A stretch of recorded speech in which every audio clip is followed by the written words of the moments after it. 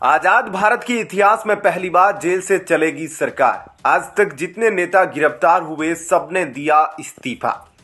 अगर आप मुख्यमंत्री हैं और आपको ईडी गिरफ्तार करती है, आपको कोर्ट में पेश किया जाता है और आपके वकील माने जाने कानूनविद सेटिंगबाज सुप्रीम कोर्ट के जजों के साथ पार्टी में अक्सर नजर आने वाले अभिषेक मनु सिंघवी हैं, फिर भी कोर्ट द्वारा आपको 6 दिन के रिमांड पर भेजा गया है, यानी कि आप दोषी हैं।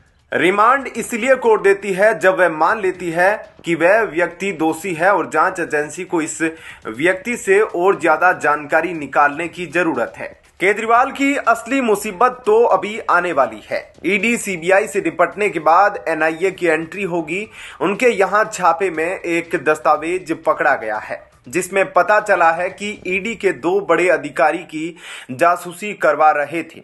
मसलन वे कब कहां आते जाते हैं, उनके बच्चे कहां पढ़ने जाते हैं, ट्यूशन पढ़ने कहां जाते हैं, परिवार की आर्थिक स्थिति क्या है, आदि आदि। इस मामले में ठीक से जांच हुई तो सर जी लंबे समय तक जेल में रहेंगे। केजरीवाल के सामने ईडी के अधिकारियों ने जब तलाशी ली तब उनके घर में एक फाइल मिली जिसमें ईडी के 2 अधिकारियों की पूरी जासूसी की गई थी।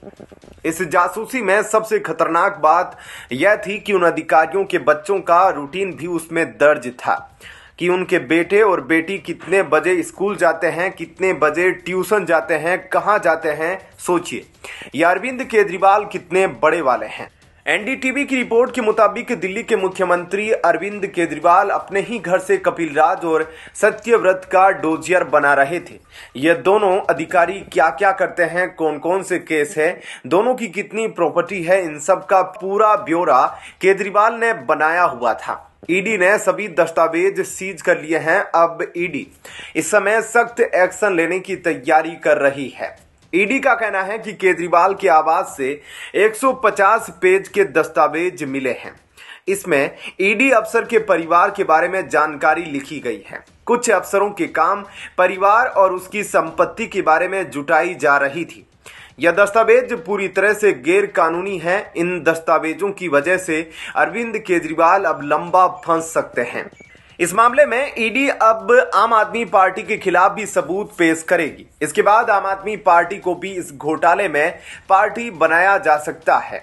जानकारी के मुताबिक गोवा में आम आदमी पार्टी ने अपने उम्मीदवारों को चुनाव लड़ने के लिए नकद रुपए भेजे थे। ईडी का दावा है कि यह वही रुपए हैं जो दक्षिणी भारत के कारोबारियों से शराब नीति बनाने की एवज में वसूले गए थे। गौरतलब है कि दिल्ली के मुख्यमंत्री अरविंद केजरीवाल को प्रवर्तन निदेशालय ने गुरुवार रात गिरफ्तार कर लिया था। उन्हें उनके आवास से ही गिरफ्तार किया गया था। केजरीवाल की गिरफ्तारी से पहले ईडी उन्हें 9 बार पूछताछ के लिए बुला चुकी थी। उन्हें नवंबर 2023 से लगातार ईडी समन भेज रही थी, लेकिन वह हर बार कोई ना कोई कारण देकर इनसे बचते रहे थे।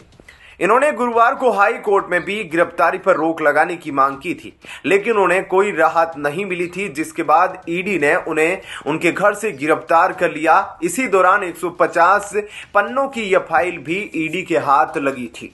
क्या कहना है ऐसे में आपका? इस खबर पर कमेंट सेक्शन में अपनी राय जरूर बताएं।